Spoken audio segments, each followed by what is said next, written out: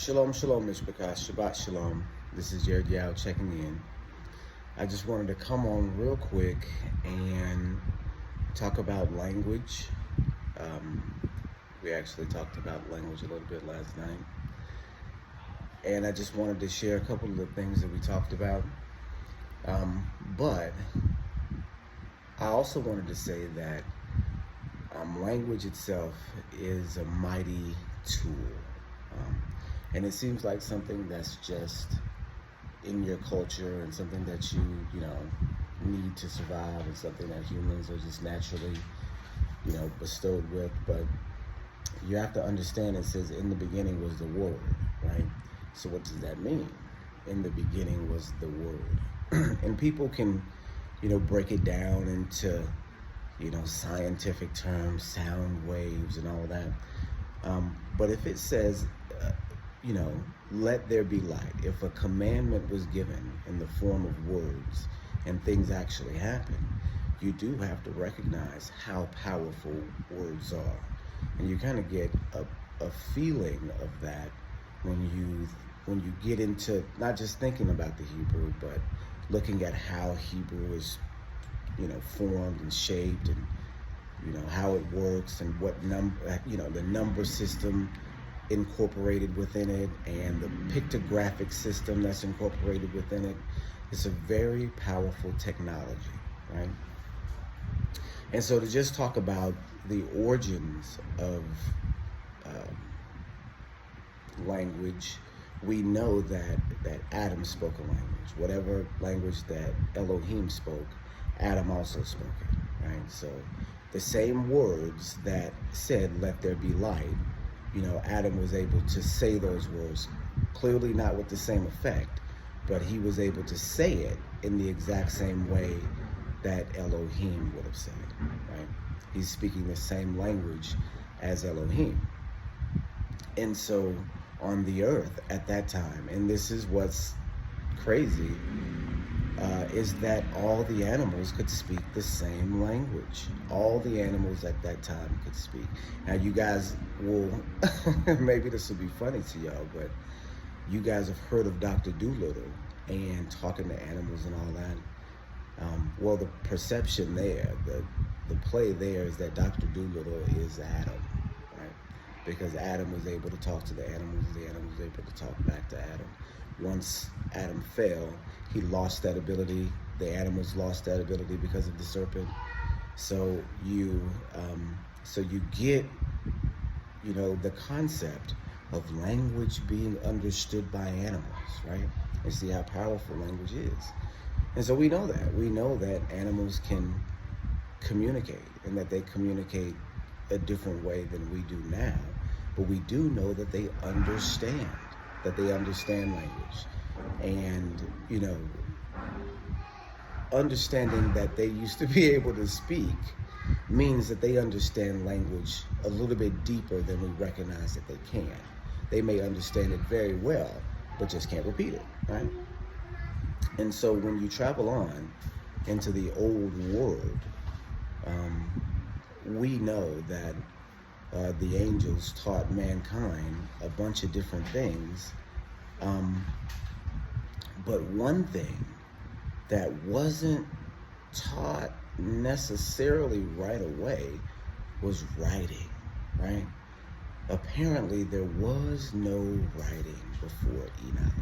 And this is where you get into a lot of,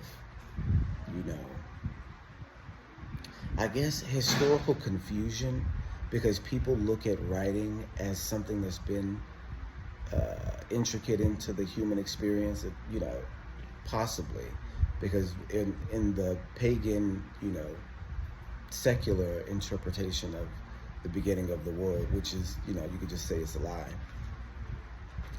They have a progressive, first came, hunter-gatherers, and then they formed societies, and then they needed the tool of writing, so then they started to write.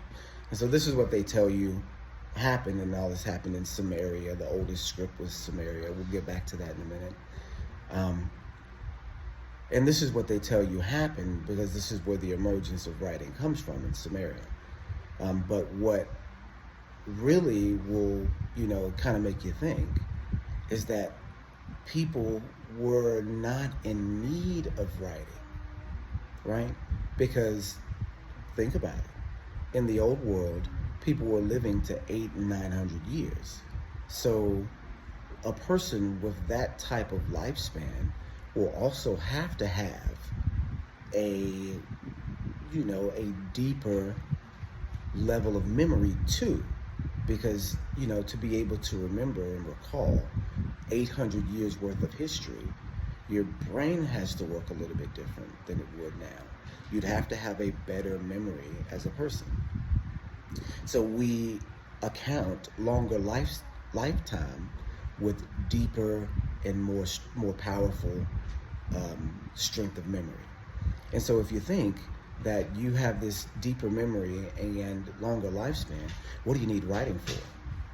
If you're around for 1,000 years already, and you've seen your kids and grandkids and great grandkids and all that, they all know the story. You know the story. What do you need to write it down for? Everybody is, confirming the story from oral, right? And if you look, and so here's what tripped me out when I first started looking at ancient text. And this is really when I'm first getting into the biblical understanding. Being at when I first, got into this understanding, I knew I had to be educated in it. So I went to college for religion. And in my beginning stages, I had to go and, study other religions, other histories. So I, had to read the Iliad and, do a paper on the Iliad. And so you guys know the Iliad is the Greek, heroic adventure story starring Odysseus. And we won't get too much into that. It's the Sabbath. We don't have time for pagan mythology on the Sabbath.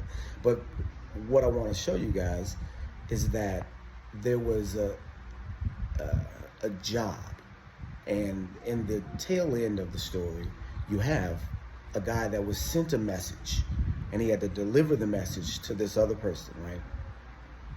And so I believe this is where the concept of marathon comes from. But this guy delivered the message. First, you hear in the text him giving the message. And the message is not a short message. It's a long message. It takes up many, many, many stanzas and in the tale, the writing. And so you hear the message given. And then the runner goes out and he arrives at his destination and he retells the exact message word for word, right? And so that's significant because you think to yourself, okay, well, this is a Greek poem.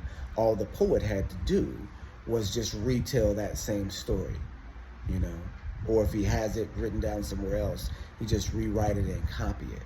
No, they're telling these stories from memory. And so they're remembering word for word what they've come up with before, right? And so when you look at what the job of a runner or a messenger was, of course he's going to have to get the message 100% correct. That's his job. And so that means that you have a deeper, in ancient times, with a lack of pen and paper, a deeper strength of memory, just for necessity's sake. People don't understand that you've got, savants that can multiply numbers in their head up to 3, 4, 5 digits instantly. All that is memorization and memorizing the tools that it takes to be able to do that. So brain capacity is much stronger than we have the ability to do today because we have cell phones. Remember, everybody used to remember, 7-digit phone numbers for everybody in your family. There was, you had a phone directory where you could look everybody's up, but most people used to remember them. I know I remember all my friends' phone numbers by heart back before cell phones, right? And this is what everybody did because why? It was necessary, right?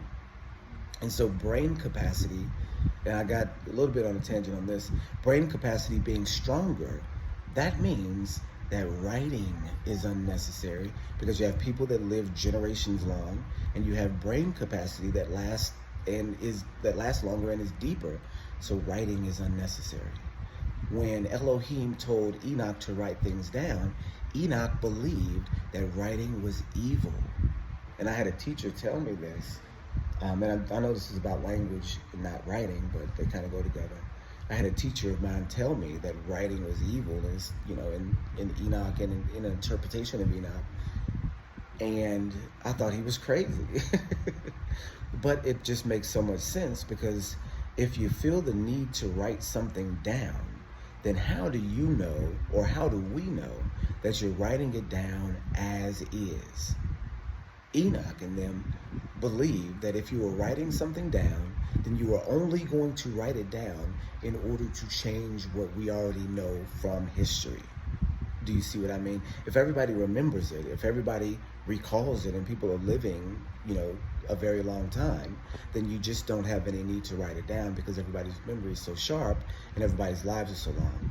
The only reason you would have to write something down is if you wanted to change it for future generations. So Enoch is worried about this writing. Yes? Yeah, we'll eat here in a minute. But he writes down his story because he's commanded to. He writes down, what Elohim tells him to write. And this is why we have now the writings of Enoch. And so you can get into whether, because people will say Enoch comes from the 1st century, 2nd century BC. That's the first time we see these. People will get into that, but what you have to understand is the information within the text screams deeper and older. So that concept, I'll be out there in a minute. That concept of old writing and old writing style is an old concept, and it comes from, an old time, and we can see that. But even from that point going on, you have now in the world from Enoch this form of writing that is pictographic. Because if you could imagine, how would you write, something at the very first? How would you structure the things that you're saying? Well, you would structure them how they look, right? People don't know that the A in A, B, C, D, E, F, G is actually an ox turned upside down with the 2 horns, right? People don't know that. And the word for ox is aleph, as in alpha in Greek, right? So all of these concepts are both pictographic and sonic, right? And this is how language works, and it's how it's always worked, but you just haven't known that's how it worked. And even the B for bayit, how in ancient Hebrew it's a house, like a roof, and then a little curvature under it. You got the same thing, a house on the bottom with a roof, and the B for the word bayit, right? And so we understand fundamentally that that letters and language is sonic, but we don't understand how it's also pictographic too, from its very beginning. So these are, tools and technologies that the ancient peoples produced that are still in play today, right? And this is the power and the strength of language. It goes all the way back to in the beginning was the word, right? And so you continue on, and then you get to the time of let's say you go beyond the flood and beyond the other side, people still speaking the same language, right? People are all over the world speaking one tongue. And so the power that uniformity gave humanity was usurped to create something wicked, right? So this is the power that language has, that if everybody's speaking the same language and on one accord, Elohim said there's almost nothing that they can't do, right? It's just what Elohim said. They will be able to accomplish anything, right? So you have to stop them, because whatever they're trying to accomplish can't be from any level of knowledge, because we as human beings only have limited knowledge, right? That's why they're trying to build a tower to the firmament to believe that they could actually attack heaven, right? So that's the power of language. Yah had to come down and confuse the languages so that people wouldn't unite against him, right? It had happened before in the old world, happening in the new world again, right? And so what we look at then in the modern day is the remnants of the ancient language scattered across all languages. We know Chinese is a pictographic language. We know that in, Japanese, there's Hebrew words like samurai. We know in Indian languages, there are concepts like chi that come from ancient Hebraic concepts like chi, the life force, right? We know all over the world, all through English, there's Hebraic, not just, words, but structure. The way that Hebrew is structured with the ands and the thes, the and hey are really the same word, translated one for one. And in different languages, it shouldn't always be that way. This means that there is structure behind, the confusion, behind the babble, right? And so that structure is power, and that power is the word. And the word is what we have been given. And deep in the word, you do have number systems and pictographic letter combinations that give deeper meaning and, all of these different things. But it's a power that has been diluted deliberately so that we won't use it against the creator of the power. Does that make sense? Just a couple words here. This is only a few moments, but I wanted to share some of the things that we went over last night, and then kind of flesh out those concepts a little bit more. Just talking about the power of language and the importance of language and the history. Okay, you guys. Shalom, shalom.